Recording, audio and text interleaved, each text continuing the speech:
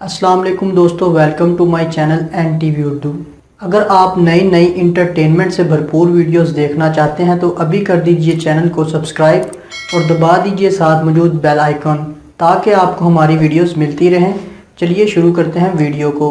वो बदसूरत औरत कौन है जो तुम्हारे घर के बाहर नजर आ रही है? वही तो मेरी बीवी है। माफ करना दोस्त, मुझसे गलती हो गई। नहीं दोस्त, तुम गलती पर नहीं हो, गलती तो मुझसे हुई थी। एक कमरे में एक लड़का और एक लड़की खामोश बैठे थे। कुछ देर बाद लड़की ने झुंझलाकर कहा, तुम मुझे परेशान कर रहे हो। लड़के ने घबराकर जवाब दिया, लेकिन मोहतरमा, मैं तो आपकी तरफ देख भी नहीं रहा हूँ। लड़की ने कहा, हाँ, यही तो परेशानी की बात है। हनीमून के दौरान बीवी के दांत में शदीद दर्द हो गया। शोहर इसे डॉक्टर के पास ले गया। डॉक्टर ने मुआयने के बाद कहा, इस दांत को तो 1 साल पहले निकाल देना चाहिए था।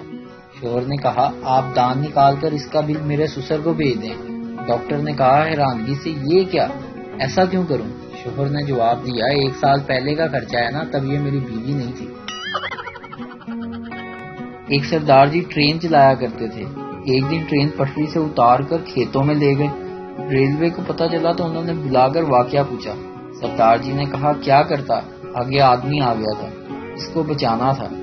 एक अफसर ने इसे डांट कर कहा, एक आदमी के बदले पूरी ट्रेन बर्बाद कर दी, इसको ट्रेन के नीचे कुचल देना था। सरदार जी ने जवाब दिया, मैंने ऐसा ही किया था जनाब, लेकिन वो कमबख्त पटरी से उतरकर खेतों में चला गया था। एक आवारा लड़के ने मौलवी साहब से सवाल किया, मौलवी साहब, क्या गैर महरम लड़की को हाथ लगाने से वजू टूट जाता है?